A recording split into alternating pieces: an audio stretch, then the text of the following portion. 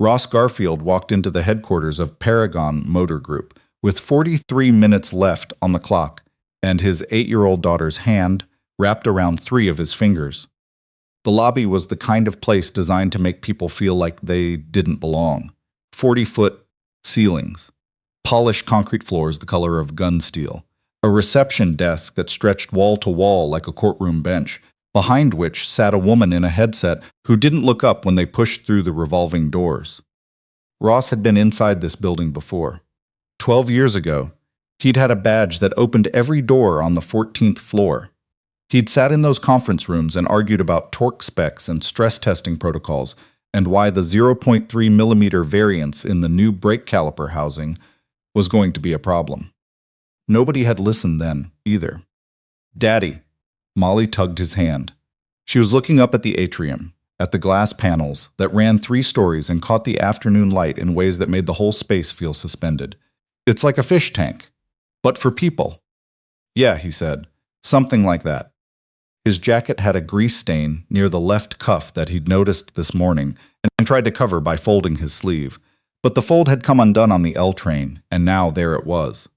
Molly had her hair in a ponytail that was already listing to one side because she'd done it herself. Her sneakers, blue, with a silver lightning bolt on each side, squeaked with every step across the marble. The woman at the desk looked up when they got close. Her eyes did a quick sweep: the jacket, the kid, the USB drive in Ross's right hand, which he was gripping a little too tightly. "Can I help you?" "I need to see Portia Langwell." "Do you have an appointment?" "No, but I need 5 minutes with her before she signs the FedSafe certification agreement. I have documentation she needs to see."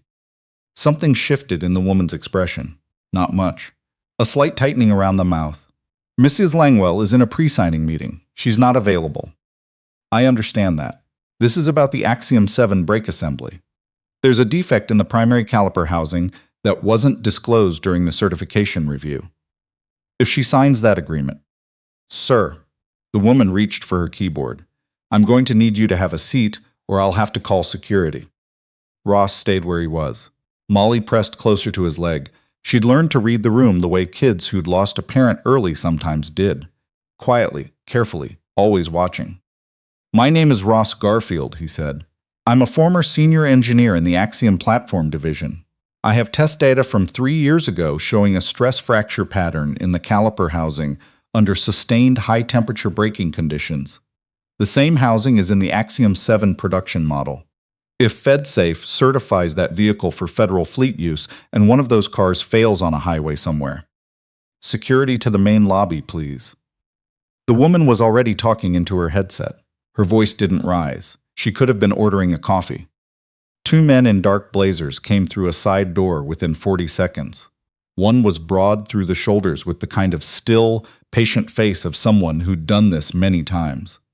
The other was younger, barely 25, with the eager posture of someone who still thought the job was exciting. "Sir, we're going to need you to come with us. I just need to reach Ms. Langwell. She's not available for walk-ins. If you'd like to submit a formal inquiry." "I've submitted 6 formal inquiries," Ross said. "Over 11 months. I've sent emails, certified letters, left voicemails with her office, and with the legal department. Nobody responded. So I'm here, in person." Broad shoulders stepped closer. The pressure of it was clear without being anything you could point to. Molly looked up at Ross, her eyes doing that quiet thing again, scanning, measuring, figuring out how worried to be.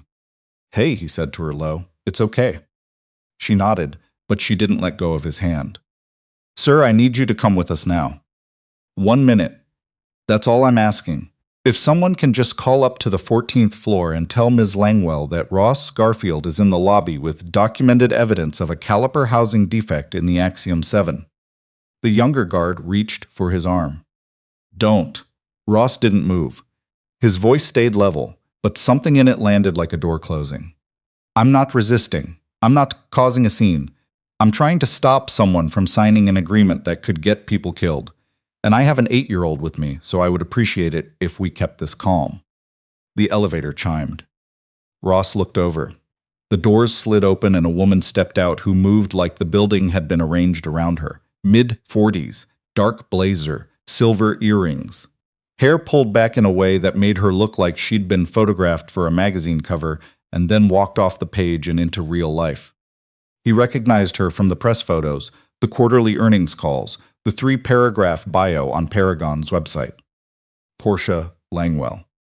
She was talking to a man in a charcoal suit, older, silver-templed, carrying a leather portfolio, not looking at the lobby, already mid-sentence about regulatory timelines. Her heels hit the floor in a rhythm that said she was going somewhere, and everything else could move out of the way. Mrs. Langwell.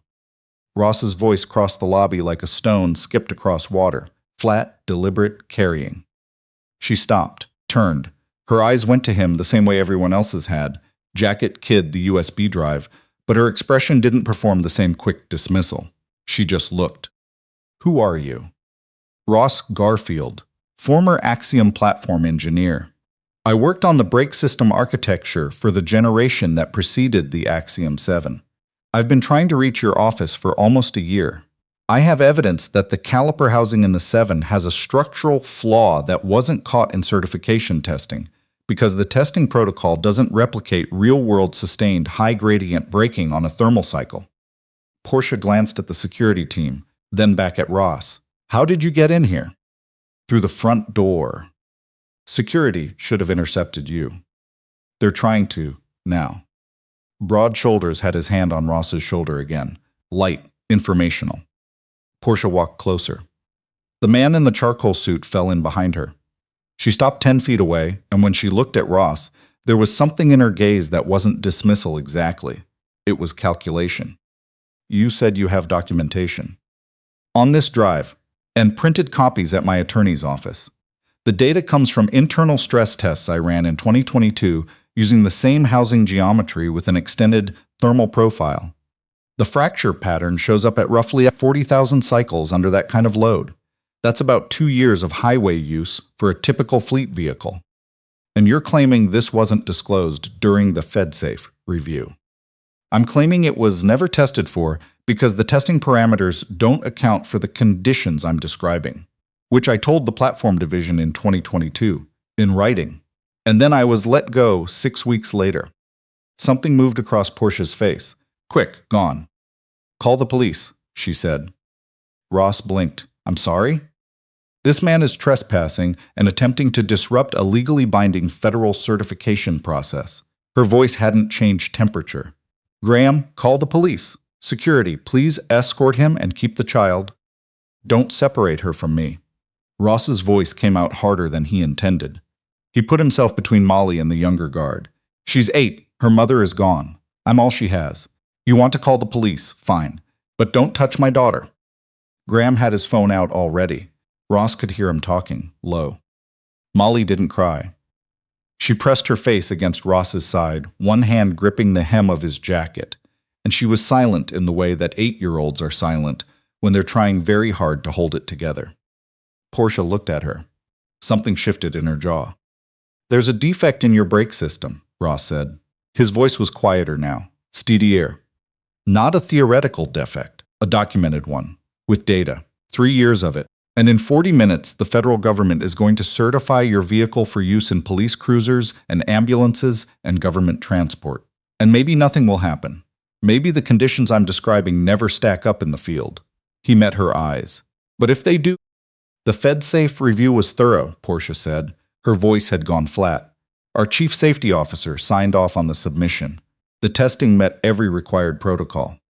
The required protocols are insufficient for the thermal gradient I'm describing. That's not my opinion. That's the conclusion of the stress analysis on that drive. Which could say anything. Which you could have fabricated.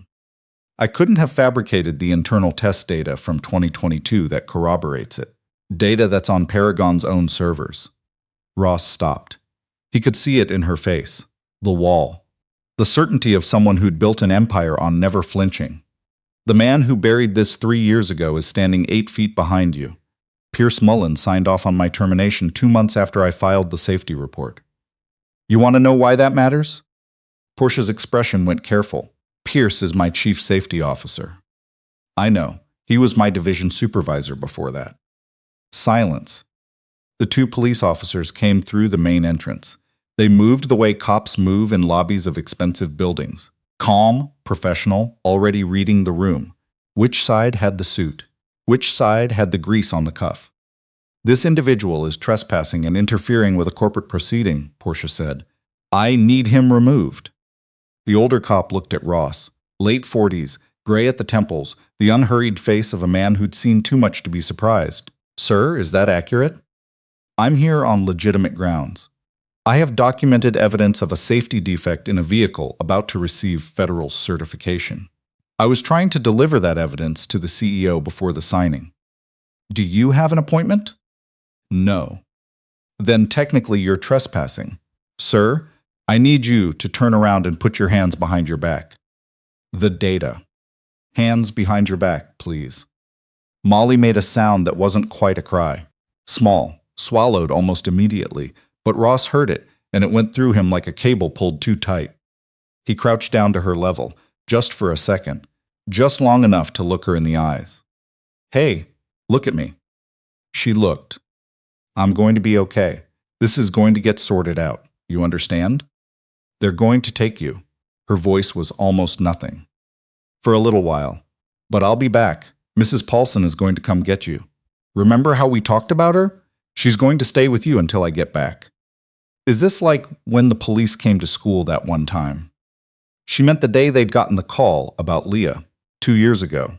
The day everything changed. The day a cop had shown up at Molly's school and Ross had driven there with his hands shaking the entire way. No, baby, he said. This is different. This is just a misunderstanding. I'll fix it. He wasn't sure he believed it, but she nodded, and that had to be enough. He stood up, turned around, felt the cuffs close. Portia Langwell was watching from across the lobby. For just a moment, one moment, she looked like someone who had never quite seen this particular thing before. Then it was gone, packed away behind whatever she'd trained herself to carry instead of feelings. The drive to the district station took 11 minutes. He'd told the truth when he said he'd tried every other way. The emails, the certified letters, the call to the NHTSA tip line that had generated an automated response and nothing else. The conversation with his former colleague who still worked on the 4th floor and had told him quietly, seriously, that Ross should be very careful about making noise. He'd made noise anyway. Because he had Molly, who was 8, and who sometimes rode with him in the truck on weekends, and who occasionally asked why his old car didn't have the same fancy safety features as her friend Caden's mom's car. Because he'd spent 12 years of his life building safe things. Because 3 years ago, he'd run a test on a component and watched the numbers come back wrong and known in the part of him that had gone to school for this and spent a decade and a half doing it, that it was going to matter to someone, somewhere, eventually. He wasn't in the holding cell quite 2 hours before the guard came to get him. The meeting room smelled like fluorescent lighting and resignation. Gray table, 2 chairs. A window that looked onto a parking structure. Sitting in the far chair was a woman he didn't expect, short hair going silver at the temples, a brown blazer worn enough to have seen actual fights. She had a legal pad in front of her and reading glasses pushed up on her head. Mr. Garfield, she said. My name is Judith Fenwick. I'm an attorney. I've been waiting for this call for about 11 months. He sat down. I don't know you. No, but you know Werner Hobach. He reached out to my firm after you contacted him in February. Werner worked with me on a brake component failure case 7 years ago. When he heard what you were describing, he passed along your materials. She opened the pad. The 2022 stress test data. The internal memo you sent to Pierce Mullen's office. Your termination notice, dated 53 days after you filed the safety report. She looked at him over her glasses. I've been building a file. Ross stared at her. You've been building a file for 11 months, and nobody called me. Werner said you were trying to handle this through proper channels. I didn't want to escalate until I had enough to make it matter. She closed the pad. Today was going to be the last opportunity to matter, which is why you went in there. Which is why I got arrested. Yes, and that's going to be a problem for them, not for you. She slid a paper across the table. I filed an emergency motion to compel production of Paragon's internal safety review files for the Axiom 7. A federal judge signed it 20 minutes ago. That motion carries a notice obligation. Paragon's legal team has to be served before the certification signing can proceed. Ross picked up the paper. Read it. Set it down. The signing's in 20 minutes, he said. It's been postponed. That happened about 15 minutes ago. Judith let that land. The judge's clerk called Paragon's general counsel directly. Something about an emergency compel order tends to get attention. He didn't say anything. Something in his chest that had been drawn tight for 11 months was doing something strange, not releasing exactly. More like acknowledging it had been tight. There's more, Judith said.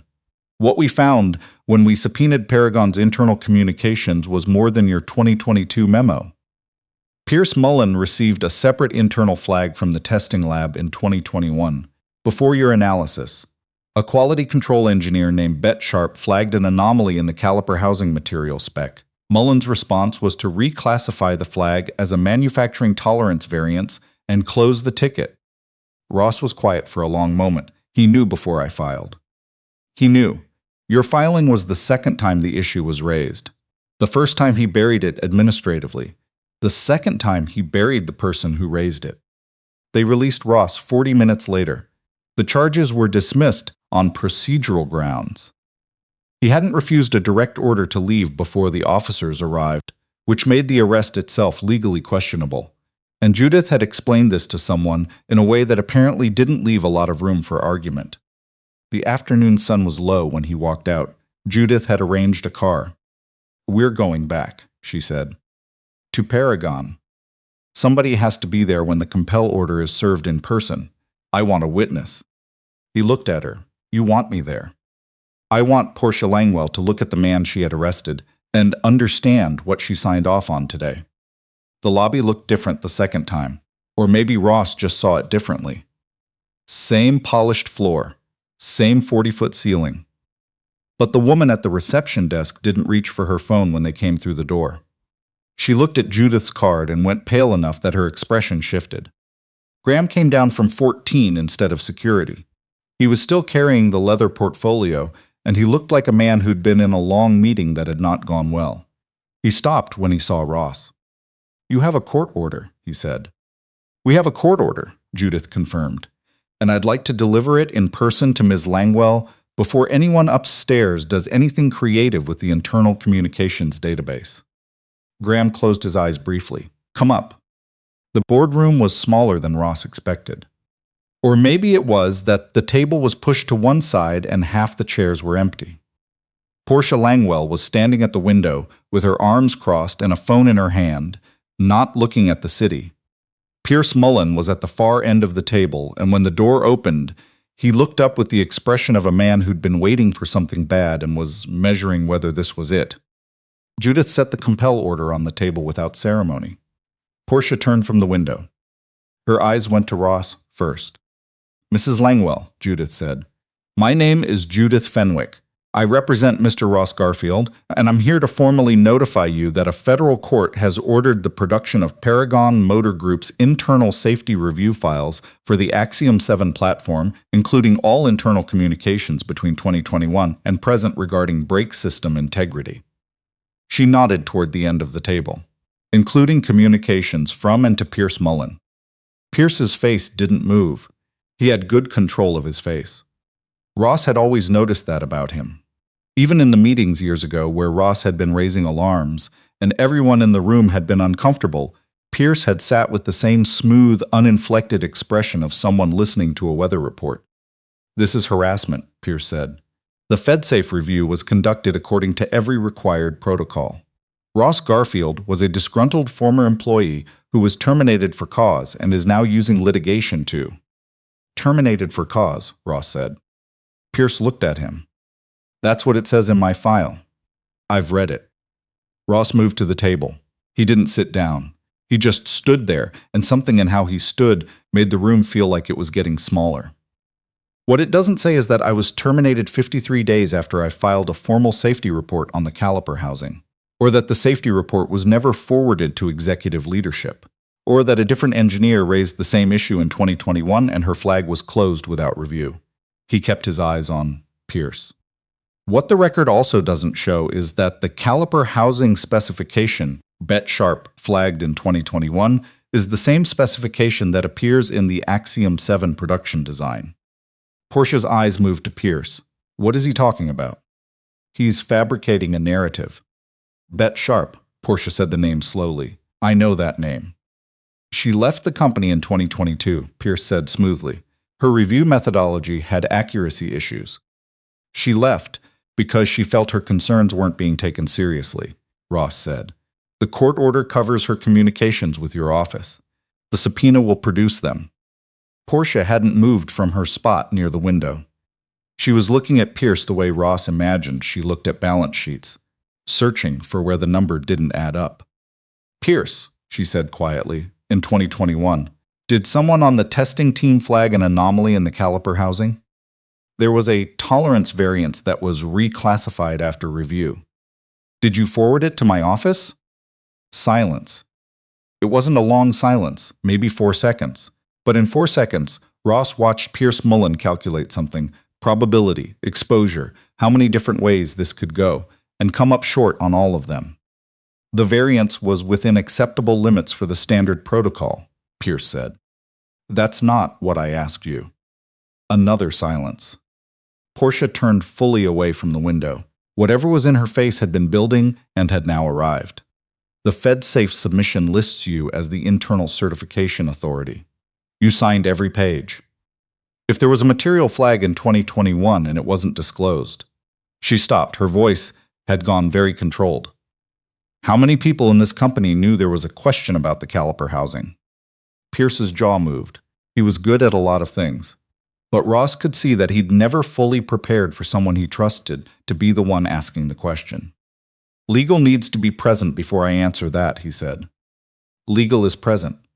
Portia pointed at a man in the corner of the room, quiet, watching. That's my general counsel. He's been listening since you walked in. She picked up her phone. I need HR and compliance in the boardroom in 5 minutes. She put the phone down. And I need you to step back from your duties as Chief Safety Officer, effective right now, while we initiate a full internal audit. Pierce stood. Something ugly moved across his face. You don't know what you're doing. I built the safety division of this company. I built the testing protocols. I have 12 years of relationships with FedSafe, with the ANETSA. Pierce. Portia's voice dropped to something almost quiet. Stop talking. He stopped. Get out of the room. He left. His footsteps in the hallway were even and unhurried and said nothing at all. The room was very quiet. Ross stood at the table with Judith beside him, and Portia stood at the window side, and between them was the compel order on the table, and 12 years of things that had gone wrong. You tried to reach my office, Portia said finally. She wasn't asking. 11 months. 6 formal written inquiries. 3 phone calls to your assistant. I never saw any of it. I believe you. She looked at him sharply, like she'd been expecting something different. I'm not here to blame you, Ross said. I'm here because there's a defect in a brake system that was about to be certified for fleet vehicles. That's the thing that matters. Not the lawsuit. The lawsuit will happen. That's Judith's part. He nodded toward his attorney. My part was getting the information in front of someone who could do something with it before the signing. That's done. Portia was quiet for a moment. Then she said, Your daughter. Ross said nothing. She was with you, in the lobby. Portia's voice changed, not softer exactly, but more deliberate, like someone choosing words carefully because they understood they might not get another chance. I watched them put you in handcuffs in front of her, and I told them to. Yeah.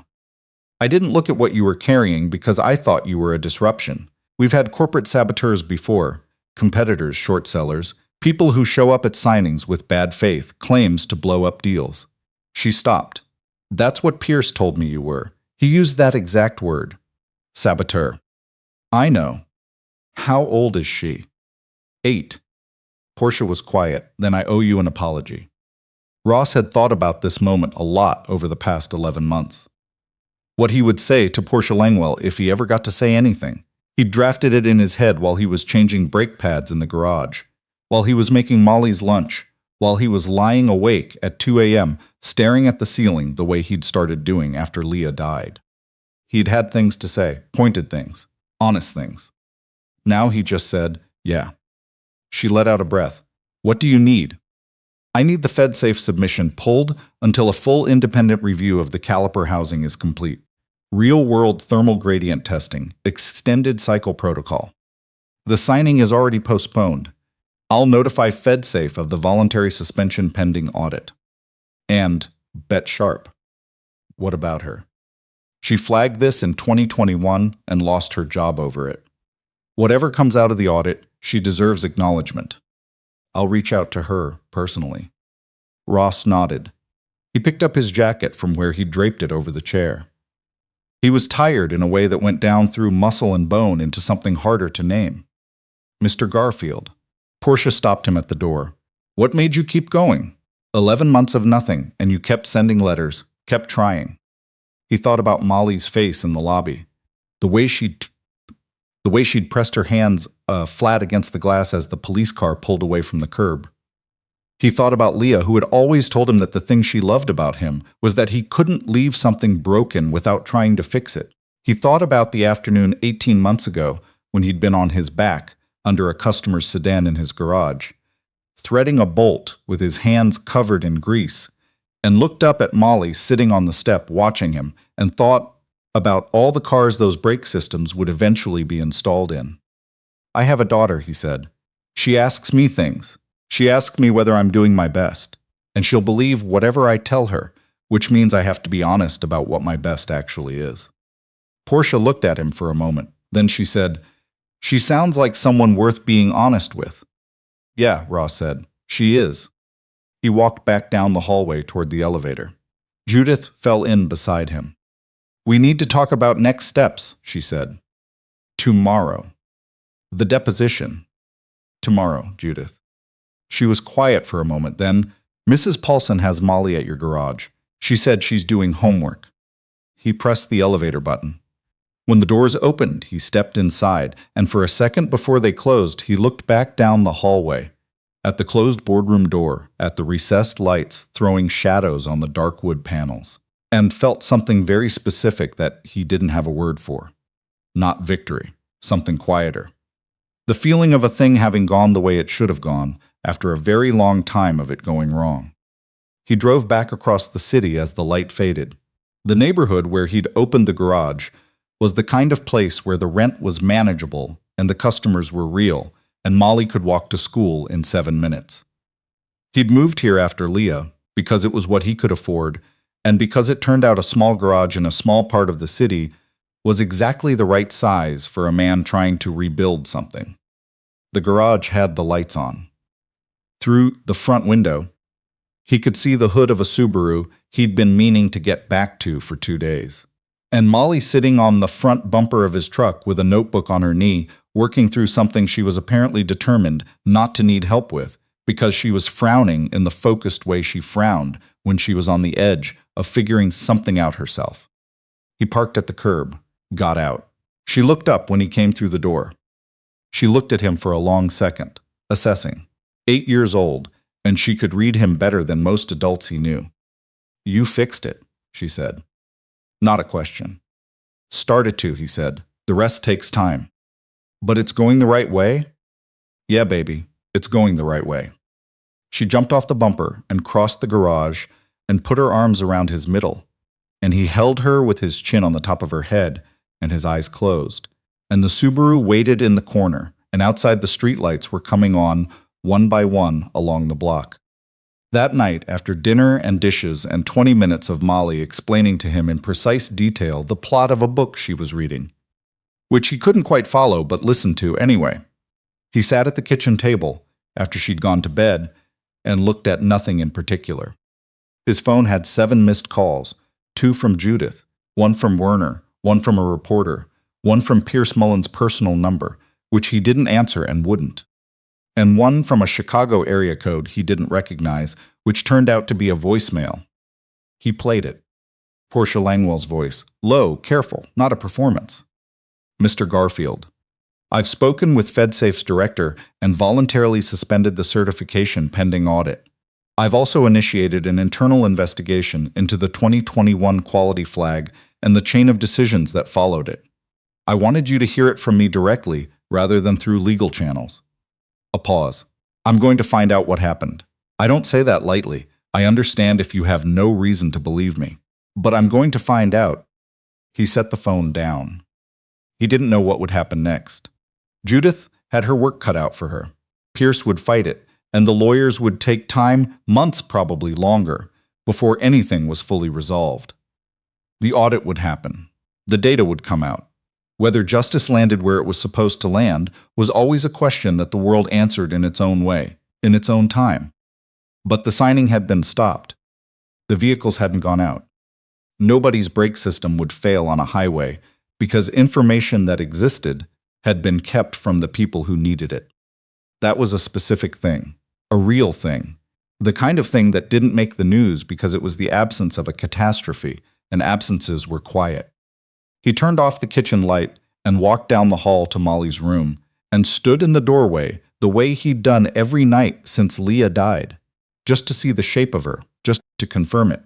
She was asleep on her side with her arm around the stuffed bear that had been through 3 moves and a car trip to her grandparents' house in Michigan and still somehow had all its original features. He'd built safe things for 12 years. He'd stopped building them in a building and started building them in a garage, and started building them in a garage. And on the school route he walked every morning, and in the hours before dinner when he sat with Molly while she fought her way through homework, and in the 11 months of letters that had disappeared into a company that didn't want to hear them. He hadn't done it for recognition, hadn't done it for a settlement, hadn't done it to become someone's story about doing the right thing. He'd done it because he was a father and an engineer, and he had spent his entire adult life understanding what it meant when a system was under stress, and nobody wanted to look at the numbers. He'd looked at the numbers. He closed Molly's door. He went to bed. She smiled at her desk, and for the first time in a long time, when he reached for something to worry about in the dark, there wasn't anything waiting there.